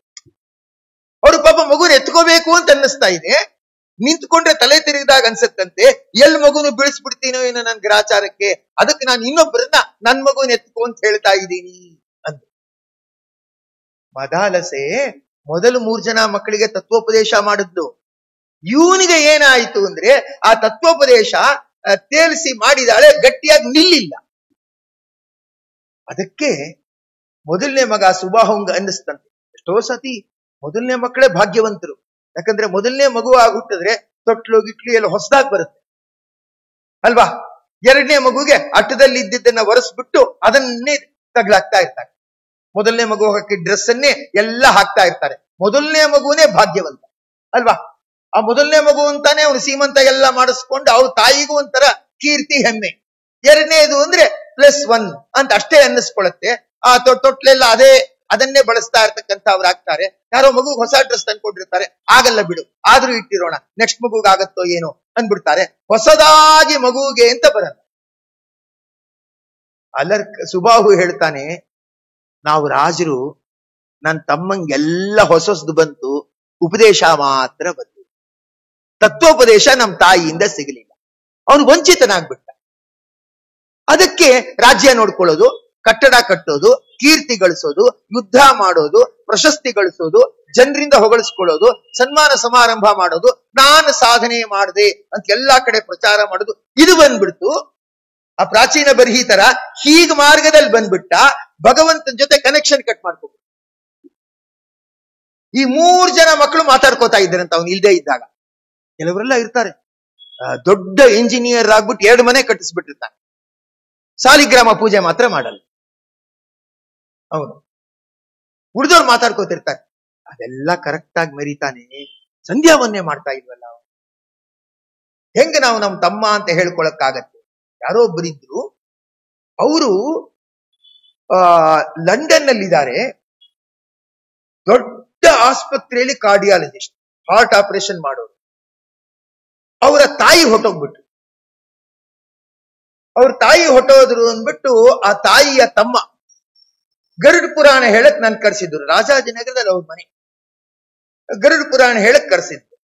ನನಗೆ ಅವರು ಆ ಹುಡುಗನ ಪರಿಚಯ, ಡಾಕ್ಟರ್ ಪರಿಚಯ ಇಲ್ಲ, ಅವರ ತಾಯಿಯ ತಮ್ಮಂದು ಪರಿಚಯ. ಆ ತರ ಗರುಡ ಪುರಾಣ ಹೇಳಬೇಕು ಅಂತ ಕರ್ಸಿದ್ರು. ನಾನ್ ಆಯ್ತು ಅಂದ್ಬಿಟ್ಟು ಗರುಡ ಪುರಾಣ ಹೇಳಬೇಕು ಅಂತ ಅವ್ರ ಮನೆಗೆ ಹೋದೆ. ಇನ್ನು ಶರ್ಟ್ ಗುಂಡಿ 2 ಬಿಚ್ಚಿದೀನಿ ಅಷ್ಟೇ. ಶರ್ಟ್ ಗುಂಡಿ ಬಿಚ್ಚಿ ಶಾಲ್ ಹೊದ್ಕೊಂಡು ಪುರಾಣ ಹೇಳ್ಬೇಕು. 2 ಗುಂಡಿ ಬಿಚ್ಚಿದೀನಿ ಅಷ್ಟೇ. ಆ ದೊಡ್ಡ ಡಾಕ್ಟರ್ ಕಾರ್ಡಿಯಾಲಜಿಸ್ಟ್ ಹೇಳೋದು, ಯಾರೋ ಬರ್ತಾರೆ ನಮ್ಮ ಸಂಬಂಧಿಕರು ಗರುಡ ಪುರಾಣ ಕೇಳಬೇಕು ಅಂತಾರೆ. ಇನ್ಯಾರೋ ಹೇಳ್ತಾರೆ ಅವ್ರಿಗೆ 200 ರೂಪಾಯಿ ದಕ್ಷಿಣೆ ಕೊಡು ಅಂತಾರೆ. ಇನ್ಯಾರೋ 100 ರೂಪಾಯಿ ದಕ್ಷಿಣೆ ಕೊಡು ಅಂತಾರೆ. ಇನ್ಯಾರೋ ಏನು ತಿನ್ಬೇಡ ಉಪವಾಸ ಇರು ಅಂತಾರೆ. ಇನ್ಯಾರೋ ಒದ್ದೆ ಉಟ್ಕೊಂಡು ಸ್ನಾನ ಮಾಡು ಅಂತಾರೆ. ಈ ದರಿದ್ರ ಇವೆಲ್ಲ ನಂಗೆ ಇಷ್ಟ ಇಲ್ಲ. ನನ್ ಪಾಡಗ್ ನಾನು ಇರ್ಬೇಕು. ಮಗ ಬಂದಿಲ್ಲ ಅಂತ ಯಾರು ಅನ್ಬಾರ್ದು ಅಂತ ಬಂದಿದ್ದೀನಿ. ಇದೆಲ್ಲ ಯಾರಿಗ್ ಬೇಕಾಗಿದೆ? ನನ್ಗಿದ್ರಲ್ಲಿ ಚೂರು ನಂಬಿಕೆ ಇಲ್ಲ ಅಂದ. 3ನೇ ಗುಂಡಿ ಬಿಚ್ಚಿರ್ಲಿಲ್ಲ ಸದ್ಯ. ನಾನು ತಕ್ಷಣ ಹೇಳಿದೆ, ಈಗ್ಲೇ ಹೇಳಿದ್ದು ಒಳ್ಳೇದಾಯ್ತು. 1 ಗಂಟೆ ಪ್ರವಚನ ಆದ್ಮೇಲೆ ಹೇಳಿದ್ರೆ ದುಃಖ ಆಗಿರೋದು ನನಗೆ. ಪರವಾಗಿಲ್ಲ ಬಿಡಿ, ನಾನು ಬರ್ತೇನೆ. ಆಮೇಲೆ ಹೋಗುವಾಗ ಹೇಳಿದೆ, ಗರುಡ ಪುರಾಣನೇ ಕೇಳಬೇಕು ಅಂತ ಏನಿಲ್ಲ, ನಿಮ್ ತಾಯಿ ಹೋಗಿದ್ದಾರೆ ಅನ್ಬಿಟ್ಟು ಈ 1 ವರ್ಷದಲ್ಲಿ ರೋಗಿಗಳ ಹತ್ರ ಸುಲಿಗೆ ಮಾಡಬೇಡಿ, ಅಥವಾ ಏನೋ ಮೆಡಿಕಲ್ ಹಾಸ್ಪಿಟ್ಲಿಗೆ ಗಿರಾಕಿಗಳನ್ನು ಹುಡುಕಬೇಕು ಅನ್ಬಿಟ್ಟು ಏಜೆಂಟ್ ಆಗಿ ಕೆಲಸ ಮಾಡಬೇಡಿ. ಪ್ರಾಮಾಣಿಕವಾಗಿ ಏನಂದ್ರೆ ನಮ್ ತಾಯಿ ಹೆಸರಲ್ಲಿ ಸೇವೆ ಮಾಡ್ತೀನಿ ಅಂತ ಹೇಳ್ಬಿಟ್ಟು ಏನಂದ್ರೆ ಸೇವೆ ಮಾಡಿ ದೇವರು ಪ್ರೀತನಾಗ್ತಾನೆ. ಇಳದೆ ಇದ್ರೆ ನೀವು ಜನ್ಮ ಕೊಟ್ಟಿರೋ ತಾಯಿ ಬಗ್ಗೆನೆ ಕಾಂಟ್ರಾಕ್ಟ್ ಬೇಸಿಸ್ ಮೇಲೆ ನೀವು ಮಾತಾಡ್ತಾ ಇದ್ದೀರಾ ಅಂದ್ರೆ ಯಾಕೋ ಇದು ಸರಿ ಅಲ್ಲ ಅಂತ ಹೇಳ್ಬಿಟ್ಟು. ಆಮೇಲೆ ನಾನ್ ನಿಂಗೆ ಸಿಟ್ಟು ಬಂದ್ಬಿಟ್ಟಿತ್ತು. ಸಂಧ್ಯಾವನ್ನೇ ಟೈಮ್ ತಪ್ಪಿಸ್ಕೊಂಡು ನಾವು ಬಂದಿದೀವಿ, ವಾಪಸ್ ಮನೆಗೆ ಹೋಗಿ ನಾವು ಸಂಧ್ಯಾವನ್ನೇ ಮಾಡ್ಬೇಕು, ನಮ್ಮ ಸಮಯಕ್ಕೂ ಬೆಲೆ ಇದೆ ತಿಳ್ಕೊಳ್ಳಿ. ನಮ್ಗೆ ಇದರೆಲ್ಲ ನಂಬಿಕೆ ಇಲ್ಲ, ಸುಮ್ನೆ ಬಂದಿದೀವಿ ಅಷ್ಟೇ. ಸದ್ಯ 12 ದಿನ ಕಳೆದೋಗ್ಬಿಟ್ರೆ ವಾಪಸ್ ಫ್ಲೈಟ್ ಅಲ್ಲಿ ಹಾರೋಗ್ಬಿಟ್ರೆ ಸದ್ಯ ಒಂದ್ ನೆಮ್ಮದಿ ಬಂದ್ಬಿಟ್ಟೆ ಹಾಗೆ. ಆಮೇಲೆ ಅವ್ರ ತಮ್ಮ ಫೋನ್ ಮಾಡಿದ್ರು, ಅಯ್ಯೋ ನಾನು ಇಲ್ದೇ ಇದ್ದಾಗೇನೋ ಇದಾಗೋಯ್ತಂತೆ, ನೀವು ಹಾಗೆ ಹೊಟ್ಟೋದ್ರಂತೆ, ನೀವ್ ಇದ್ರೆ ಅದಕ್ಕೊಂದು ವ್ಯವಸ್ಥೆ ಆಗೇನೋ ಕೇಳಕ್ ಆಗ್ತಿತ್ತೇನೋ, ನೀವಿಲ್ಲ. ಅವ್ರಿಗೆ ಆಸಕ್ತಿ ಇಲ್ಲ. ಆಸಕ್ತಿ ಏನು ಅವ್ರಿಗೆ ಏನಿರುತ್ತೆ ಅಂದ್ರೆ, ನಾನು ಇನ್ನೊಂದೆರಡು ಫಾರಿನಲ್ ಸೈಡ್ ತಗೊಂಡು ಮನೆ ಕಟ್ಕೊಂಡು ಹಾಯಾಗಿರ್ಬೇಕು ಅಂತಿರುತ್ತೆ. ಆದ್ರಿಂದ ಏನಂದ್ರೆ ಅದು ಪ್ರಯೋಜನಕ್ಕೆ ಬರಲ್ಲ. ಆ ವಿವೇಕ ಬಂದಿಲ್ಲ ಅವ್ರಿಗೆ. ಅವ್ರಿಗೇನಂದ್ರೆ ನಾನು ಫಾರಿನಲ್ ಇದ್ದು 2 ಮನೆ ಕಟ್ಬಿಡ್ಬೇಕು, ಮಕ್ಕಳಿಗೆ ಇನ್ನೊಂದೆರಡು ಮನೆ ಮಾಡ್ಬಿಡ್ಬೇಕಲ್ಲಿ, ಅಷ್ಟಕ್ಕೆ ನನ್ನ ಜೀವನ ಸೆಟಲ್ ಅಂತ ತಿಳ್ಕೊಂಡಿರ್ತಾರೆ. ಒಂದ್ ಸಂಧ್ಯಾವನ್ನೇ ಮಾಡ್ಬೇಕು ಅನ್ನೋದು ಗೊತ್ತಿರಲ್ಲ ಅವ್ರಿಗೆ. ಉಳಿತಮ್ಮಂದ್ರಂತಾರೆ ಅದೆಲ್ಲ ಕರೆಕ್ಟ್, 2 ಮನೆ ಕಟ್ಕೊಂಡಿದ್ದಾನೆ, ಮಕ್ಕಳನ್ನ ಚೆನ್ನಾಗಿ ಓದಿಸಿದಾನೆ, ಕರೆಕ್ಟ್. ಬೆಳಿಗ್ಗೆ ಎದ್ಬಿಟ್ಟು ಒಂದ್ ಸಂಧ್ಯಾವನ್ನೇ ಮಾಡಲ್ವಲ್ಲ ಅಂತ ಮನ್ಸಲ್ಲಿ ಅನ್ಕೊಂಡಿರ್ತಾರೆ. ಸುಬಾಹುಗೆ ಹಾಗನ್ಸಿತ್ತಂತೆ, ನನ್ ಮಗ ನನ್ನ ತಮ್ಮ ಒಂದು ಸಾಧಾರಣ ಧರ್ಮ ಮಾರ್ಗದಲ್ಲಿದ್ದಾನೆ, ಆದ್ರೆ ತತ್ವಜ್ಞಾನದಿಂದ ಉಳಿದದ್ದೆಲ್ಲ ಯಾವುದು ಬರಲ್ಲ ಅಂತ ತಿಳ್ಕೊಂಡಿಲ್ವಲ್ಲ ಅನ್ನೋ ಯೋಚನೆ ಅವನಿಗೆ ಇರ್ತಕ್ಕಂಥದ್ದಾಗಿತ್ತಂತೆ. ಅದಕ್ಕೆ ಏನಂದ್ರೆ ಸಹೋದರನಾದ್ರೆ ಅದು ಎಷ್ಟು ಚೆನ್ನಾಗಿ ಹೇಳ್ತಾರೆ ಮಾರ್ಕಂಡೇಯ ಪುರಾಣ. ನನಗೆ ಒಂದ್ಸತಿ ಓದಿದಾಗ ಕಣ್ಣಲ್ಲಿ ನೀರು ಬಂದ್ಬಿಡುತ್ತೆ. ಏನ್ ಹೇಳ್ತಾರೆ ಗೊತ್ತಾ? ಅಮರನಾಥ್ ಯಾತ್ರೆ ಅಂತ ಇಟ್ಕೊಳ್ಳೋಣ. ಯಾರೋ ಅಮರನಾಥ ಯಾತ್ರೆಗೆ ಅಂತ 8 ಜನ ಹೋಗಿರ್ತಾರೆ, ಕಷ್ಟಪಟ್ಕೊಂಡು ಮೇಲ್ ಹೋಗಿರ್ತಾರೆ. ಅವ್ರ ನಡುವೆ ಒಬ್ಬ ಉಸಿರು ಕಟ್ಟಿ ಸತ್ತೋಗ್ತಾನೆ. ಉಳಿದ 7 ಜನರಿಗೆ ದೇವರ ದರ್ಶನ ಮಾಡಕ್ ಮನ್ಸು ಬರಲ್ಲ. ಆ 8 ಜನರಲ್ಲಿ ಒಬ್ಬ ಸತ್ತೋಗ್ಬಿಟ್ರೆ ಚೇ ಅಯ್ಯೋ ಅವನು ಇದ್ದಿದ್ರೆ ದೇವ್ರ ದರ್ಶನ ಮಾಡ್ತಾ ಇದ್ದ, ಇಷ್ಟು ಬಂದ, ಒಂದ್ 5 ಕಿಲೋಮೀಟರ್ ಬಂದ್ಬಿಟ್ಟಿದ್ರೆ ಆಗಿತ್ತು, ಅಯ್ಯೋ ದೇವ್ರ ದರ್ಶನ ಮಾಡ್ಲಿಲ್ವಲ್ಲ, ನಮ್ ಜೊತೆ ಇದ್ದ ಅವ್ನ ಒಬ್ಬಂಗ ತಪ್ಪೋಯ್ತಲ್ಲ ಅಂದ್ಬಿಟ್ಟು ಯಾತ್ರೆ ಮಾಡಿ. ಎಂಥ ಮಾರ್ಕಂಡೇಯ ಋಷಿಗಳು ಎಷ್ಟ್ ಹೇಳ್ತಾರೆ, ಎಂತ ಏನಂದ್ರೆ ಅಯ್ಯೋ ತಪ್ಪೋಯ್ತಲ್ಲ ಅಂತ ಕೊರಗ್ತಾ ಇರ್ತಾರೆ. 4 ಜನ ಸಹೋದರರಿದ್ರೆ ಒಬ್ಬ ಧರ್ಮ ಮಾರ್ಗದಲ್ಲಿ ಬರದೇ ಇದ್ರೆ 3 ಜನ ಹೀಗೆ ಕೊರಗ್ಬೇಕಂತ. ಅವನು ಏನ್ ಬೇಡ, ನಾವು ಅವನಿಂದ ಏನು ಕೇಳಲ್ಲ, ಒಂದ್ ಸಣ್ಣ ಸಂಧ್ಯಾವನ್ನೇ ಒಂದ್ ಸಾಲಿಗ್ರಾಮ ಪೂಜೆ ಇಟ್ಕೊಂಡ್ಬಿಟ್ಟಿದ್ರೆ ಚೆನ್ನಾಗಿತ್ತಲ್ಲ, ಅವನು ಉಳಿದೋರ್ ತರ ನಮ್ ದಾರಿಗೆ ಬಂದು ಉದ್ಧಾರ ಆಗ್ಬಿಡ್ತಾ ಇದ್ನಲ್ಲ ಅಂತಾರೆ. ಆದ್ರಿಂದ ನಾನು ನಮ್ ತಮ್ಮ ಉದ್ಧಾರ ಆಗ್ಲಿ ಅನ್ಬಿಟ್ಟು ನಿನ್ಗೋಸ್ಕರ ಹೇಳಿಬಿಟ್ಟು ಈ ರೀತಿ ಮಾಡಿಸ್ದೆ. ಸದ್ಯ ದತ್ತಾತ್ರೇಯನ ಹತ್ರ ಹೋದ್ನಲ್ಲ, ಅವರಿಂದ ಉಪದೇಶ ಪಡೆದ್ನಲ್ಲ, ಸದ್ಯ ನಾನು ಇಚ್ಛಿದ್ದಾಯ್ತು. ಏನಿಸಿದ್ದು? ನಮ್ ತಮ್ಮ ಧರ್ಮ ಮಾರ್ಗದಲ್ಲಿ ಬರ್ಲಿ, ಭಯದಿಂದ ಬರ್ಲಿ. ಭಯದಿಂದ ಬಂದಲ್ಲ, ಸದ್ಯ ಉದ್ಧಾರ ಆದ್ನಲ್ಲ, ನನಗಷ್ಟು ಸಂತೋಷ ಆಯ್ತು. ಕಾಶಿರಾಜ ಇನ್ನಿಂದ ನಾನೇನು ಬಯಸಲ್ಲ, ನೀನು ಮಾಡಿ ಒಳ್ಳೆ ನನಗೆ ಅನುಗ್ರಹನೇ ಮಾಡಿರ್ತಕ್ಕಂಥವನಾಗಿದ್ಯಾ, ನೀನು ಹೋಗ್ಬೋದು ಅಂತ ಹೇಳಿಬಿಟ್ಟು ಮತ್ತೆ ಹೇಳ್ತಾರಂತೆ, ಅದು ಅದಕ್ಕೆ ಸಹೋದರರೇ ಆಗ್ಬೇಕು ಅಂತಲ್ಲ, ಸಜ್ಜನರಾಗ್ಲಿ, ಬಂಧುಗಳಾಗ್ಲಿ, ಮಿತ್ರರಾಗ್ಲಿ, ಯಾರಿಗಾದ್ರೂ ಅಧ್ಯಾತ್ಮ ಮಾರ್ಗದಲ್ಲೋ ಇನ್ಯಾತರಲ್ಲೋ ಕಷ್ಟ ಆದಾಗ ಸಹಾಯ ಮಾಡಿದೆ. ಅವ್ರವ್ರ ಕಷ್ಟ ಅವ್ರವ್ರ ಹಣೆ ಬರ ಅವ್ರವ್ರಿಗೆ, ನಾವ್ಯಾಕ್ರಿ ಅದ್ರ ಬಗ್ಗೆ ಯೋಚನೆ ಮಾಡ್ಬೇಕು ಅನ್ಕೊಂಡ್ಬಿಟ್ರೆ ಏನಂದ್ರೆ ಅವರು ಇಂದ್ರಿಯ ಇದ್ರೂ ಕೂಡ ಇಂದ್ರಿಯ ಇಲ್ಲದ ಹಾಗೆ ಲೆಕ್ಕ. ಒಂದ್ಸತಿ ಏನಾಯ್ತು, ನಾವು ಎಲ್ಲ ಅಯೋಧ್ಯೆಗೆ ಹೋಗಿದ್ವು. ಅಯೋಧ್ಯೆಗೆ ಹೋಗಿರುವಾಗ ಅಲ್ಲಿ ನಮ್ಮ ಸುಲೋಚನಾ ಅಂತ ಅವ್ರುಗಳೆಲ್ಲ ಎಲ್ಲಿ ಕರೆದ್ರು ಅಲ್ಲಿ ತೀರ್ಥಯಾತ್ರೆಗೆಲ್ಲ ಬರ್ತಾ ಇದ್ರು. ಅಲ್ಲಿಗೆ ಬಂದಾಗ ಏನಾಗ್ಬಿಟ್ಟಿದೆ, ಅವರ ಕನ್ನಡಕ ಕಳವಾಗ್ಬಿಟ್ಟು ದೇವ್ರ ದರ್ಶನಕ್ಕೆ ನಿಂತಿದ್ದಾರೆ, ದೇವ್ರು ಕಾಣಿಸ್ತಾ ಇಲ್ಲ, ಅದು ಕನ್ನಡಕ ಹೊಟ್ಟೋಗ್ಬಿಟ್ಟಿದೆ. ಪಾಪ ಏನು ಅವ್ರು ಹೇಳ್ತಾ ಇದ್ದಾರೆ, ನಿಂತ್ಕೊಳ್ಳದೆ ಇದ್ರೆ ನನ್ಗೆ ಭಕ್ತಿ ಇಲ್ಲ ಅಂತ ತಿಳ್ಕೊತಾರೆ, ನಿಂತ್ಕೊಂಡ್ರೆ ಕನ್ನಡಕ ಇಲ್ಲ, ಕಾಣಿಸ್ತಾ ಇಲ್ಲ. ಕಡೆಗೆಲ್ಲ ಮುಗಿದ್ಮೇಲೆ ಅವ್ರು ಓಡ್ಕೊಂಡ್ ಬಂದ್ಬಿಟ್ರು, ಆಚಾರ್ಯ ತಪ್ಪು ತಿಳ್ಕೊಳ್ದೆ ಇದ್ರೆ ಒಂದ್ ಮಾತು, ಇಲ್ಲೇ ಯಾವುದೋ ಒಂದು ಕಣ್ಣಿನ ಆಸ್ಪತ್ರೆ ಇರುತ್ತೆ, ಕನ್ನಡಕದ ಅಂಗಡಿ ಇರುತ್ತೆ, ಅದು ಡೆಲ್ಲಿ ಹತ್ತತ್ರ ಅಯೋಧ್ಯೆಯಲ್ಲಿ ಇರುತ್ತೆ. ನಾನು ಆಟೋದಲ್ಲಿ ಹೋಗ್ಬಿಟ್ಟು ಕಣ್ಣು ತೋರಿಸ್ಕೊಂಡ್ಬಿಟ್ಟು ಕನ್ನಡಕ ಹಾಕೊಂಡು ಏನಂದ್ರೆ ನಾನು ದೇವರನ್ನು ನೋಡ್ಕೊಂಡು ಬರ್ತೇನೆ, 3-4 ಗಂಟೆ ಆಗ್ಬೋದು, ನನ್ಗೆ ಯಾರು ಬೈಕೋತಾ ಇರಲ್ಲ ಅಲ್ವಾ. ನನಗೆ ಕಣ್ಣಲ್ಲಿ ನೀರು ಬಂದ್ಬಿಡ್ತು. ಅಂದ್ರೆ ಈಗ ಇನ್ನೊಬ್ರು ಗುಂಪಲ್ಲಿ ಹೋಗಿರ್ತೀವಿ, ಅವ್ರು ಯಾರ್ಯಾರೋ ಅವಸರ ಆಯ್ತು ಅವಸರ ಪಡಿಸ್ತಾ ಇರ್ತಾರೆ. ನಿಜವಾಗಿ ಇವ್ರಿಗೆ ನೋಡಿದ್ರೆ ದೇವ್ರ ದರ್ಶನ ಚೆನ್ನಾಗಿ ಆಗಿರಲ್ಲ, ಅವ್ರು ಇನ್ಯಾರ ಹೇಳ್ಕೋಬೇಕು. ಭಕ್ತಿ ಶ್ರದ್ಧೆ ಇಲ್ಲದೆ ಇದ್ದವರು ಯಾರು ಕೇಳಲ್ಲ ಮಾಡಲ್ಲ ಬಿಡು, ಸುಮ್ಮನೆ ನೋಡ್ದಾಗ ನಾಟಕ ಮಾಡಿದ್ರೆ ಸಾಕು ಅನ್ಕೊಂಡ್ಬಿಡ್ತಾರೆ. ಪ್ರವಚನ ಎಲ್ಲ ಕೇಳ್ಬಿಟ್ಟು ಸಂಸ್ಕಾರ ಬಂದ್ಬಿಟ್ರೆ ಅಡ್ಡಾದಿಡ್ಡಿ ದೇವರನ್ನ ನೋಡಕ್ ಮನ್ಸು ಬರಲ್ಲ.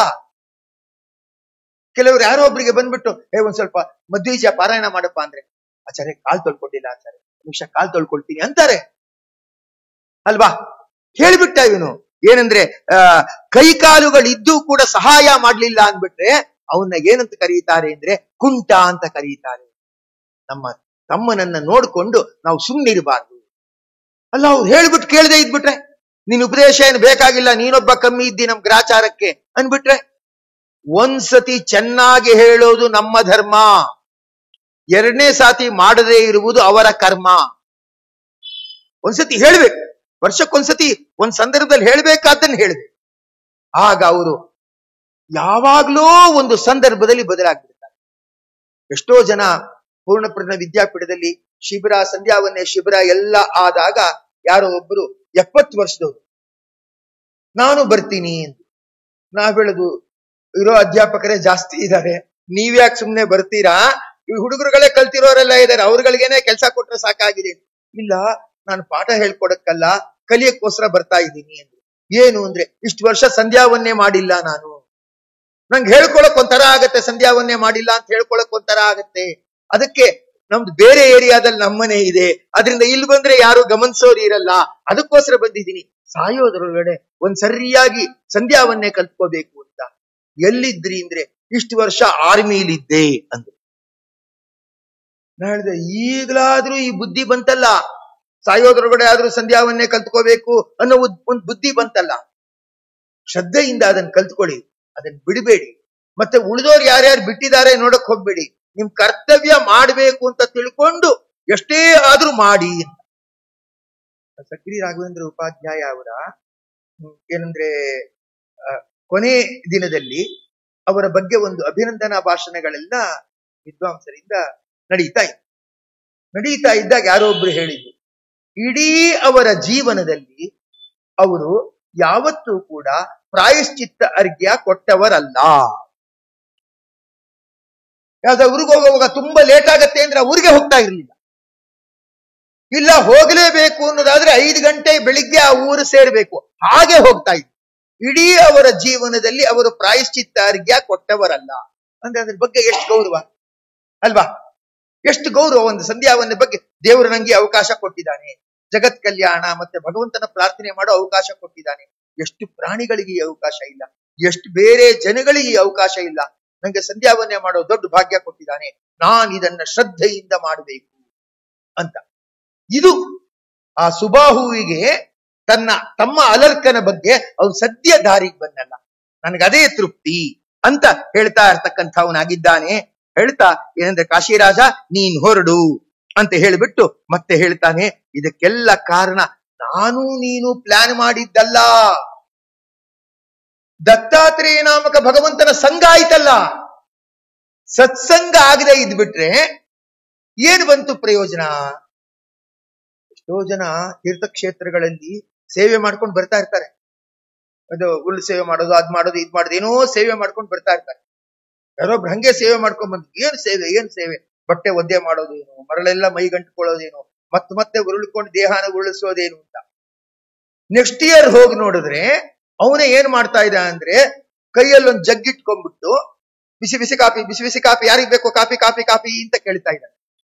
ಅಂದ್ರೆ ಅವನಿಗೆ ತೀರ್ಥಕ್ಷೇತ್ರಕ್ಕೆ ಬಂದು ಸೇವೆ ಮಾಡೋ ಮನಸ್ಸು ಹೊಟ್ಟೋಗ್ಬಿಟ್ಟು, ಎಷ್ಟ್ ಜನ ಇರ್ತಾರೆ ಇವ್ರಿಗೆಲ್ಲ ಬಿಸಿ ಕಾಫಿ ಕೊಡ್ತಾ ಇದ್ರೆ ನಂಗೆ ಎಷ್ಟು ಬಿಸ್ನೆಸ್ ಆಗ್ಬೇಡ ಅಂತ ಹೀಗೆ ಅವನ ಮನಸ್ಸು ಹೊಟ್ಟೋಗ್ಬಿಟ್ಟಿದೆ. ಆ ಮಾರ್ಗದಲ್ಲಿ ಬಂದು ಅವನು ಯೂಟರ್ನ್ ಆಗ್ಬಿಟ್ಟ. ಪುಣ್ಯ ಇದ್ರೆ ಮಾತ್ರ ಆ ಮಾರ್ಗದಲ್ಲಿ ಬರ್ತಾರೆ, ಇಲ್ದೇ ಇದ್ರಿಲ್ಲ. ಅದಕ್ಕೆ ಸುಬಾಹು ಹೇಳ್ತಾನೆ ಕಾಶಿರಾಜನಿಗೆ, ಮಮೇತಿ ಪ್ರತ್ಯಯೋ ಭೂಪ ನ ಕಾರ್ಯೋಹಂ ಇತಿ ತ್ವಯಾ ಸಮ್ಯಗಾಲೋಚ್ಯ ಧರ್ಮೋ ಹಿ ಧರ್ಮಾಭಾವೇ ನಿರಾಶ್ರಯ. ಆದ್ರಿಂದ ನಾನು ನನ್ನದು ಅನ್ನೋದು ಮೆಲ್ಲಗೆ ದೂರ ಆಗ್ಬೇಕು. ಆಗ ಧರ್ಮ ಅವನ್ನ ಆಶ್ರಯಿಸಿದ್ ಬಿಟ್ರೆ ಅವನ್ ಮೇಲೆ ಹೆಂಗಾದ್ರೂ ಮಾಡಿ ಗೆಲ್ತಾನೆ. ಇಲ್ಲ ಅಂದ್ಬಿಟ್ರೆ ಏನಾಯ್ತು ಅಂದ್ರೆ, ಧರ್ಮಾಭಾವೇ ನಿರಾಶ್ರಯ. ಧರ್ಮ ಇಲ್ಲ ಅಂದ್ಬಿಟ್ರೆ ನಿರಾಶ್ರಯ, ಅವನಿಗೆ ಆಶ್ರಯವೇ ಇಲ್ಲ ಅಂತ ಆಗುತ್ತದೆ. ಆದ್ರಿಂದ ಏತಸ್ಮಿನ್ನೇವ ವಿಜ್ಞಾತೆ ವಿಜ್ಞಾತವ್ಯೇ ಅಖಿಲಂ ತತ್ವಯ. ಆದ್ರಿಂದ ಇದನ್ನ ನೀನು ತಿಳ್ಕೊಂಡ್ಬಿಟ್ರೆ ಎಲ್ಲ ತಿಳ್ಕೊಂಡ ಹಾಗೆ ಅಂತ ಹೇಳಿ ಅದನ್ನ ಇಲ್ಲಿ ತಿಳಿಸಿ ಹೇಳ್ತಾ ಇರ್ತಕ್ಕಂಥವ್ರಾಗಿದ್ದಾರೆ. ಹೇಳ್ತಾ ಸರಿ ಅಂತ ಹೇಳಿದಾಗ ಆ ಕಾಶಿ ಮಹಾರಾಜನಿಗೆ ಆಶ್ಚರ್ಯ ಆಗ್ತಾ ಇರತಕ್ಕಂಥದ್ದಂತೆ ಆಯ್ತು. ಆಮೇಲೆ ಅವನು ಹೊರಟೋದ್ನಂತೆ. ಆಮೇಲೆ ಅಲರ್ಕ ಮಹಾರಾಜ ಏನ್ ಮಾಡ್ತಾನೆ, ಅವನಿಗೆ ರಾಜ್ಯ ಸಿಕ್ಕಿದೆ, ಏನ್ ಮಾಡ್ಬೇಕು? ರಾಜ್ಯದ ಮೇಲೆ ಅಭಿಮಾನ ಇಲ್ಲ, ಬೇಡ, ಮನಸ್ಸನ್ನೆಲ್ಲ ಭಗವತ್ ತತ್ವದಲ್ಲಿ ಇಡೋಣ ಅನ್ನೋ ಮನೋಭಾವ ಅವನಿಗೆ ಬಂದ್ಬಿಟ್ಟಿದೆ. ಎಷ್ಟು ಸತಿ ನಾವು ಪ್ರವಚನ ಮೊದಲಾದವನ್ನೆಲ್ಲ ಕೇಳಿರ್ತೀವಿ, ಎಲ್ಲ ಮಾಡಿರ್ತೀವಿ ಅಲ್ವಾ? ಇದೆಲ್ಲ ಶಾಶ್ವತ ಅಲ್ಲ ಅಂತ ಹೇಳಿರ್ತಾರೆ. ಹಂಗನ್ಬಿಟ್ಟು ಯಾವತ್ತಾದ್ರೂ ನಾವು ಉಂಗ್ರ ಗಿಂಗ್ರ ಎಲ್ಲ ಬಿಚ್ಚಿಟ್ಬಿಟ್ಟು ಹೊರಟಿದ್ದಿದ್ಯಾ? ಎಲ್ಲೂ ಇಲ್ಲ. ಅಂದ್ರೆ ಅದು ಪರಿಪಕ್ವವಾದ ಚಿಂತನೆ ಆಗಿಲ್ಲ ನಮಗೆ. ಅವನೇನ್ ಮಾಡ್ಬಿಟ್ಟ ಗೊತ್ತಾ, ಅಲರ್ಕ ತನ್ನ ಮಗನನ್ನ ಕರೆದ್ಬಿಟ್ಟು ಅವನ್ಗೆ ಪಟ್ಟಾಭಿಷೇಕ ಮಾಡ್ಬಿಟ್ಟು, ನೋಡಪ್ಪ ನೀ ರಾಜ್ಯ ಪರಿಪಾಲನೆ ಮಾಡು, ನಾನು ಭಗವತ್ ತತ್ವದಲ್ಲಿ ಧ್ಯಾನ ಮಾಡಿ ನಾನು ಸದ್ಗತಿಯನ್ನು ಹೊಂದ್ತೇನೆ, ನಾನು ಅನುಭವಿಸಿದ್ದು ನನಗೆ ಸಾಕು ಅಂತ ಅನ್ಸಿದೆ ಅನ್ಬಿಟ್ಟು ಅಲರ್ಕ ಮಹಾರಾಜ ತಪಸ್ಸಿಗೆ ಹೊರಟೋದು. ಅವನು ಹೇಳ್ತಾ ಇದ್ದಾನೆ, 60,000 ವರ್ಷ ಬದುಕಿದ್ನಂತೆ. ಲೋಪಾಮುದ್ರಾ ಅಗಸ್ತ್ಯರ ಪತ್ನಿ ಇದ್ದಾಳಲ್ಲ, ಅವರ ಅನುಗ್ರಹದಿಂದ ಅವನು ಸುಂದರವಾದ ಯುವಕನಾಗೇ ಇದ್ನಂತೆ 60,000 ವರ್ಷಗಳ ತನಕ ನೋಡಿ ಅಂತ ಹೇಳ್ತಾ ಇರ್ತಕ್ಕಂಥವರಾಗಿದ್ದಾರೆ.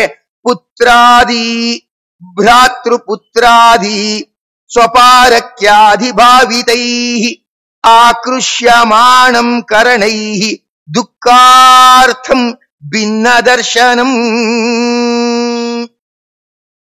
ಆ ಧ್ಯಾನ ಅದು ಮನಸ್ಸಿಗೆ ಬಂದು ಆ ಮನಸ್ಸಿನಲ್ಲಿ ದೃಢ ಆದಾಗ ಈ ಜಗತ್ತನ್ನೆಲ್ಲ ನೋಡ್ತಾ ಇರ್ತಕ್ಕಂಥವನಾಗಿದ್ದಾನೆ. ನೋಡಿ ಒಳಗಡೆ ಅನ್ಕೊಳ್ತಾನಂತೆ, ಏನ್ ಜನ ಅಶಾಶ್ವತವಾದಕ್ಕೆ ಏನೇನೋ ಹೋರಾಡಿ ನಾನೇನೋ ಮಾಡ್ದೆ ಅಂತ ಇದರಲ್ಲಿ ಮುಳುಗಿರ್ತಕ್ಕಂಥವ್ರಾಗಿದ್ದಾರೆ. ಅಯ್ಯೋ, ನಿಜವಾದ ಭಗವತ್ ತತ್ವ ಏನಿದೆ ಅದರಿಂದ ಇವರು ವಂಚಿತರಾಗ್ಬಿಡ್ತಾ ಇದ್ದಾರಲ್ಲ ಅಂತ ಹೇಳಿ ಆ ಕಷ್ಟ ಪಡ್ತಾ ಇರೋ ಜನರನ್ನು ನೋಡಿ, ಅಯ್ಯೋ ದಾರಿ ತಪ್ತಾ ಇದ್ದಾರೆ, ಇವರು ಸರಿಯಾಗಿ ಆ ದಾರಿಗೆ ಬಂದಿಲ್ವಲ್ಲ ಅಂತ ಅದನ್ನ ನೋಡಿ ಏನಂದ್ರೆ ಆಶ್ಚರ್ಯವನ್ನ ಪಡ್ತಾ ಇರ್ತಕ್ಕಂಥವನಾಗ್ತಾ ಇದ್ದಾನೆ. ಎಷ್ಟೋ ಕಡೆ ತಿರುಪ್ತಿಯಲ್ಲೇನೆ ತಿರುಪ್ತಿ ತರಾನೇ ಲಾಡು ಏನೇನೋ ಮಾಡ್ತಾ ಇರ್ತಾರೆ. ಅದ್ ದೇವಸ್ಥಾನದಿಂದ ಬಂದಿರೋದೇ ಅಲ್ಲ, ಇವನ್ ಕ್ಯೂ ಇಲ್ಲ, ಇಲ್ಲೇ ತಗೊಳ್ತೀನಿ ಅಂತ ತಗೊಂಡು ಸಂಬಂಧಿಕರಿಗೆಲ್ಲ ಹಂಚ್ತಾ ಇರ್ತಾರೆ. ತಿಳಿದವ್ರು ನಗ್ತಾ ಇರ್ತಾರೆ, ಅದು ನಿಜವಾದ ಪ್ರಸಾದನೇ ಅಲ್ಲ, ಅವನು ಕೊಡೋದೇನು, ಇವ್ರು ತಗೊಳ್ಳೋದೇನು, ತಿಂದು ಚೆನ್ನಾಗಿದೆ ಅನ್ನೋದೇನು, ಈ ತರ ಟೇಸ್ಟ್ ಇನ್ನೆಲ್ಲೂ ಇಲ್ಲ ಅಂತ ಅನ್ಕೊಳ್ಳೋದೇನು ಎಲ್ಲ ಮಾಡ್ತಾರೆ. ನಿಜವಾಗಿ ನೋಡಿದ್ರೆ ಅದರ ಪ್ರಸಾದನೇ ಆಗಿಲ್ಲ. ಈ ಜಗತ್ತೇನಿದೆ ಇದು ನಿತ್ಯಾನೇ ಅಲ್ಲ. ಅಷ್ಟರಲ್ಲಿ ಏನಂತಂದ್ರೆ ಚಿರಂಜೀವಿ ಅಂತ ಹೆಸರಿಟ್ಕೊಂಡ್ಬಿಟ್ಟಿರ್ತಾರೆ, ಇನ್ನೇನೇನೋ ಇಟ್ಕೊಂಡ್ಬಿಟ್ಟಿರ್ತಾರೆ, ನಿತ್ಯ ಅಂತ ಭಾವಿಸ್ಕೊಂಡ್ಬಿಟ್ಟಿರ್ತಾರೆ. ಅಯ್ಯೋ ಇಷ್ಟರಲ್ಲೇ ಇವ್ರ ಜೀವನ ಕಳೆದು ಬಿಟ್ರಲ್ಲ ಅಂತ ಹೇಳಿ ಏನಂದ್ರೆ ಆಶ್ಚರ್ಯವನ್ನ ಅಲರ್ಕ ಮಹಾರಾಜ ಪಡೀತಾ ಇರ್ತಕ್ಕಂಥವನಾಗಿದ್ದಾನೆ. ಆಮೇಲೆ ಮತ್ತೆ ಮಗ ಹೇಳಿದ್ನಂತೆ ಏನಂದ್ರೆ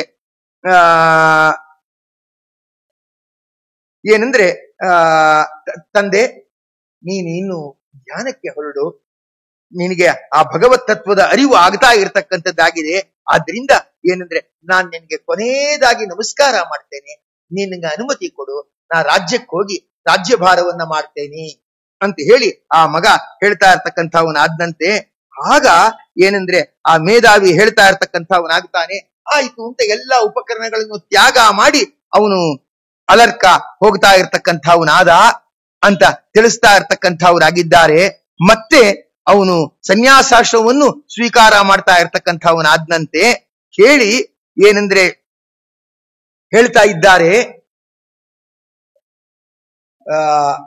ಯಾರು ದತ್ತಾತ್ರೇಯನು ಮಾಡಿರ್ತಕ್ಕಂಥ ಈ ಒಂದು ಸಂವಾದವನ್ನ ಕೇಳ್ತಾ ಇರ್ತಕ್ಕಂಥವರಾಗ್ತಾರೋ ಅವರು ಅಶ್ವಮೇಧ ಯಾಗವನ್ನ ಪೂರ್ಣಗೊಳಿಸ್ಬಿಟ್ಟು, ಒಂದು ಅಶ್ವಮೇಧ ಯಾಗ ಮಾಡ್ಬೇಕಾದ್ರೆ ಎಷ್ಟು ಕಷ್ಟ, ಇಡೀ ಅಶ್ವಮೇಧ ಯಾಗವನ್ನ ಮಾಡಿ ಔಭೃತ ಸ್ನಾನವನ್ನ ಮಾಡಿದ್ರೆ ಎಷ್ಟು ಫಲ ಸಿಗುತ್ತೋ, ಈ ದತ್ತಾತ್ರೇಯ ಅಲರ್ಕ ಸಂವಾದ ಅಂದ್ರೆ ಪ್ರಪಂಚ ಅನಿತ್ಯ, ಭಗವಂತನಲ್ಲಿ ನಾವು ಧ್ಯಾನವನ್ನ ಮಾಡಬೇಕು, ಉಳಿದ ವಸ್ತುಗಳಲ್ಲಿ ವೈರಾಗ್ಯವನ್ನ ಪಡೆದು ಮಹಾತ್ಮರ ಸೇವೆ ಮಾಡಿ ಆತ್ಮಾರಾಮರಾಗಿ ಇರಬೇಕು ಅನ್ನೋ ಈ ತತ್ವವನ್ನ ತಿಳ್ಕೊಂಡು ಬಿಟ್ರೆ ಅಶ್ವಮೇಧ ಮುಗಿಸಿ ಅವಭೃತ ಮಾಡಿದ್ರೆ ಎಷ್ಟು ಫಲನೋ ಅಷ್ಟು ಫಲ ಇಲ್ಲಿ ಕೇಳುವುದರಿಂದ ಸಿಗ್ತಾ ಇರತಕ್ಕಂಥದ್ದಾಗುತ್ತದೆ. ಮತ್ತೆ ಏನಂದ್ರೆ ಈ ಸಂಸಾರ ಚಕ್ರದಲ್ಲಿ ಅವನು ಅಶುಭದಿಂದ ಬಿಡುಗಡೆ ಹೊಂದುತ್ತಾನೆ. ಇಷ್ಟು ಶ್ರೇಷ್ಠವಾದ್ದು ದತ್ತಾತ್ರೇಯ ಮತ್ತೆ ಅಲರ್ಕರ ನಡುವೆ ನಡೆದಿರ್ತಕ್ಕಂಥ ಸಂಭಾಷಣೆ ಅಂತ ಹೇಳಿ ಅದನ್ನ ಹೇಳ್ತಾ ಇರ್ತಕ್ಕಂಥವರಾಗಿದ್ದಾರೆ. ಮತ್ತೆ ಜೈಮಿನಿ ಮುನಿಗಳು ಆ ಪಕ್ಷಿ ಶ್ರೇಷ್ಠರನ್ನ ಕೇಳ್ತಾ ಇರ್ತಕ್ಕಂಥವರಾಗ್ತಾರೆ. ಏನಂದ್ರೆ ಕರ್ಮ ಮಾರ್ಗ ಮತ್ತೆ ನಿವೃತ್ತಿ ಮಾರ್ಗ ಅಂತ ಅದೆಲ್ಲ ನೀವು ಹೇಳ್ತಾ ಇದ್ದೀರಾ ಪಕ್ಷಿಗಳೇ, ಆದ್ರೆ ಏನಂದ್ರೆ ನಿಮಗೆ ಆ ತಂದೆಯ ಅನುಗ್ರಹದಿಂದ ಒಳ್ಳೆ ರೀತಿಯದಾಗಿರ್ತಕ್ಕಂಥ ಪಕ್ಷಿ ಜನ್ಮದಲ್ಲೂ ಜ್ಞಾನ ಉಂಟಾಗ್ತಾ ಇದೆ. ಇದೆಲ್ಲ ನಿಮ್ಮ ತಂದೆಯವರು ನಿಮಗೆ ಮಾಡಿರ್ತಕ್ಕಂಥ ಅನುಗ್ರಹ. ನೋಡಕ್ ಹೋದ್ರೆ ಪಕ್ಷಿ ಜನ್ಮ, ಪಕ್ಷಿ ಜನ್ಮ ಅಂದ್ರೆ ಮಾತಿಲ್ಲ, ಮೂಕ ಪ್ರಾಣಿ ಜನ್ಮ, ಆದ್ರೆ ಒಳ್ಳೆ ಆ ಜ್ಞಾನವನ್ನು ಪಡೆದು ಆ ಧನ್ಯರಾಗಿರ್ತಕ್ಕಂಥವರಾಗಿದ್ದೀರಾ. ಆದ್ರಿಂದ ನಿಮಗೆ ಮೋಹ ಉಂಟಾಗಿಲ್ಲ. ಸದ್ಯ ಮಾರ್ಕಂಡೇಯ ಮುನಿಗಳು ಅವರು ಪಕ್ಷಿಗಳಾದ ನಿಮ್ಮನ್ನ ನಮ್ಗೆ ಉಪದೇಶಕರನ್ನಾಗಿ ಕೊಟ್ಟು ಏನಂದ್ರೆ ಒಳ್ಳೆ ಅನುಗ್ರಹವನ್ನೇ ಅವರು ಮಾಡ್ತಾ ಇರ್ತಕ್ಕಂಥವ್ರಾಗಿದ್ದಾರೆ. ನೀವು ನಮಗ್ ಸಿಗೋದೇನು, ಆ ಕಥೆಯನ್ನು ಹೇಳೋದೇನು, ದತ್ತಾತ್ರೇಯನ ಉಪದೇಶವನ್ನ ತಿಳಿಸೋದೇನು, ಏನೋ ನಮಗೆ ಒಂದು ಪೂರ್ವ ಜನ್ಮದ ಸುಕೃತ ಇರಬೇಕು ಅಂತ. ಸಾಮಾನ್ಯ ಅಂತ ಭಾವನೆ ಯಾವಾಗ ಬರುತ್ತೆ ಅಂದ್ರೆ ನಾವು ಯಾವ್ದನ್ನಾದ್ರೂ ಪಡೆದಾಗ ತುಂಬಾ ಧನ್ಯತೆ ಬಂತು ಅಂತ ಇಟ್ಕೊಳ್ಳಿ. ಯಾವ್ದೋ ಕೃಷ್ಣ ದರ್ಶನಕ್ಕೆ ಹೋಗ್ಬೇಕು ಅಂತ ಹೋಗಿರ್ತೀವಿ, ಯಾವ ಗದ್ದಲಾನು ಇಲ್ದೆ ನೂಕು ನುಗ್ಗಲು ಇಲ್ದೆ ಒಂದ್ 2 ನಿಮಿಷ ನಿಧಾನಕ್ಕೆ ದೇವರನ್ನು ನೋಡಿದಾಗ ಆಯ್ತು ಅಂತ ಇಟ್ಕೊಳ್ಳಿ. ಸದ್ಯ ದೇವ್ರ ದರ್ಶನ ಚೆನ್ನಾಗಾಯ್ತಪ್ಪ, ಸದ್ಯ ಗಲಿಬಿಲಿ ಇರಲಿಲ್ಲ ಅಂತ ಇಡೀ ದಿವಸ ಏನೋ ಒಂದು ನೆಮ್ಮದಿ. ನಿಮ್ಮಂತ ಅವರ ಸಹವಾಸ ಆಯ್ತಂದ್ರೆ ವಜ್ಜಂದಲ್ಲಿ ಏನೋ ಪುಣ್ಯ ಮಾಡಿದ್ದೆ ಅಂತ ಕಾಣುತ್ತೆ. ಅದಕ್ಕೆ ಇದು ಸಿಕ್ತು ಅಂತ ಅನ್ನಿಸ್ತಾ ಇರ್ತಕ್ಕಂಥದ್ದಾಗಿದೆ.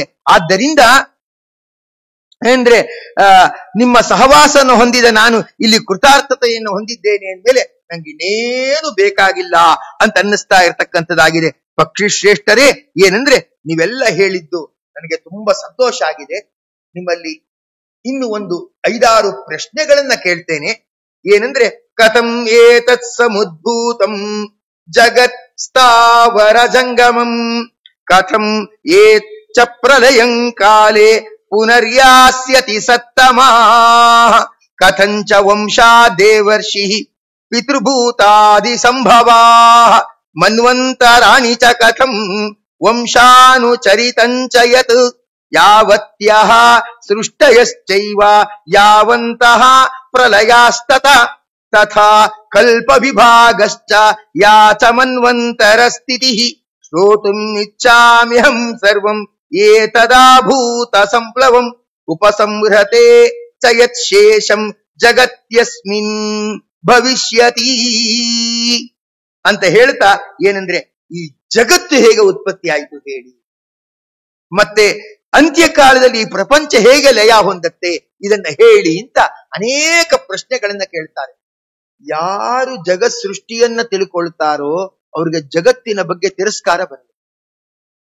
ಇದು ಭಗವಂತನಿಂದ ಸೃಷ್ಟಿಯಾಗಿದೆ ಅಂತ ತಿಳ್ಕೊಂಡ್ರೆ ಮನುಷ್ಯ ಭೂಮಿಗೆ ಬಂದಿದ್ದರಿಂದ ಎಲ್ಲ ಪಾಪಗಳು ಕೂಡ ಆ ಸೃಷ್ಟಿ ಚಕ್ರದ ತಿಳುವಳಿಕೆಯಿಂದ ಪರಿಹಾರ ಆಗುತ್ತದೆ.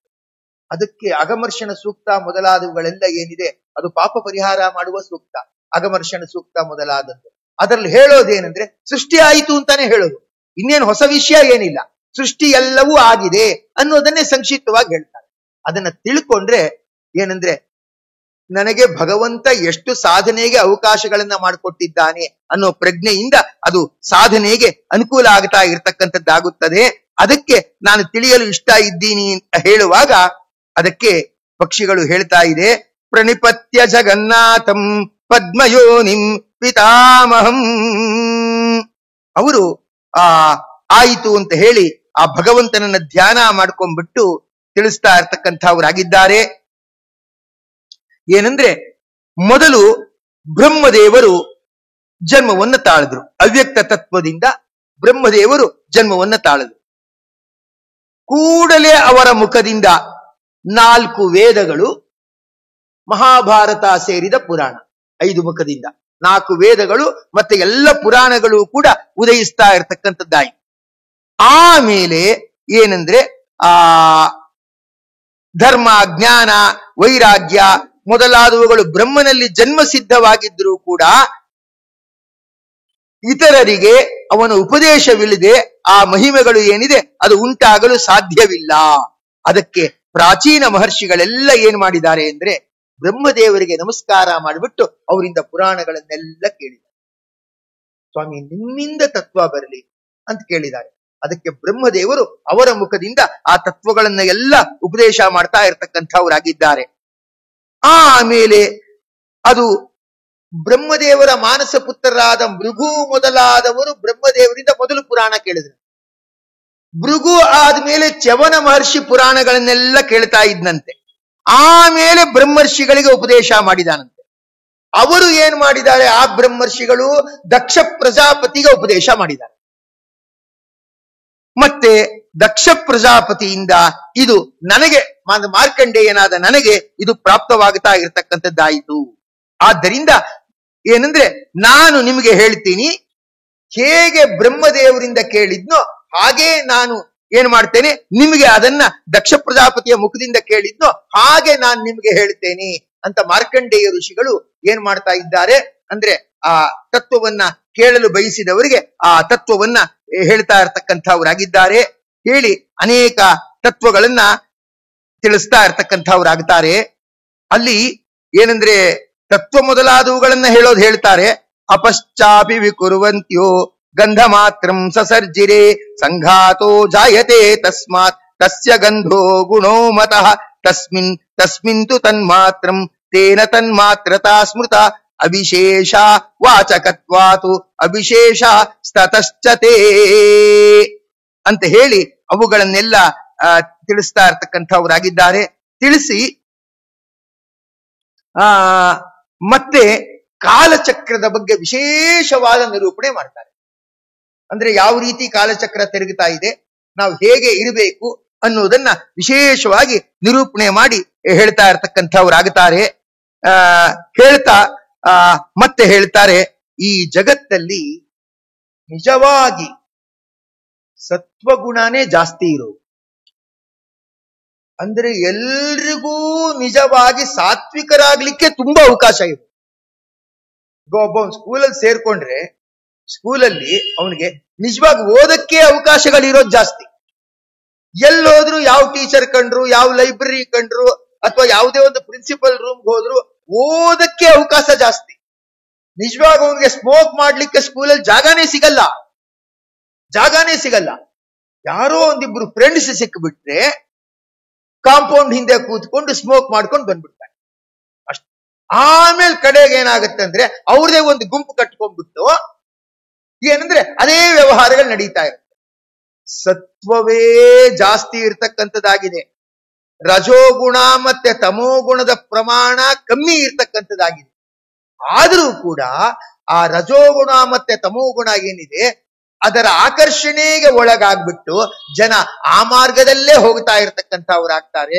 ಅವರಲ್ಲಿರೋ ಸತ್ವಗುಣ ಏನಿದೆ ಆ ಸತ್ವಗುಣವನ್ನ ಅವರು ಏನ್ ಮಾಡ್ತಾರಂದ್ರೆ ಆಚ್ಛಾದನೆ ಮಾಡ್ಕೊಳ್ತಾ ಇರ್ತಕ್ಕಂಥವ್ರಾಗ್ತಾರೆ. ಇದರಿಂದ ಸಾಧಕರು ಜಗತ್ತಿನಲ್ಲಿ ಕಮ್ಮಿ ಇರ್ತಕ್ಕಂಥವ್ರಾಗಿದ್ದಾರೆ. ಎಷ್ಟೋ ಜನ ತೀರ್ಥಕ್ಷೇತ್ರ ನದಿ ಹತ್ರನೇ ಕೂತ್ಕೊಂಡು ಸಂಧ್ಯಾವನ್ನೇ ಮಾಡ್ಬೇಕಂತಾನೇ ಕೂತ್ಕೊಂಡಿರ್ತಾರೆ. 4-5 ಜನ ಬಂದು ಕೂತ್ಕೊಂಡು ಬೇರೆ ಬೇರೆ ಮಾತೇ ಹಾಡ್ತಾ ಇರ್ತಾರೆ. ಇನ್ನು ಜಪ ಮಾಡ್ಬೇಕು, ಜಪ ಮಾಡಕ್ ಬಂದಿದ್ದೀನಿ, ಓ ಟೈಮ್ ಆಯ್ತು ಸರಿ ಎದ್ದೋಗೋಣ ಅಂತ ಮೇಲೆ ಹಂಗೆ ಎದ್ದೋಗ್ಬಿಡ್ತಾರೆ.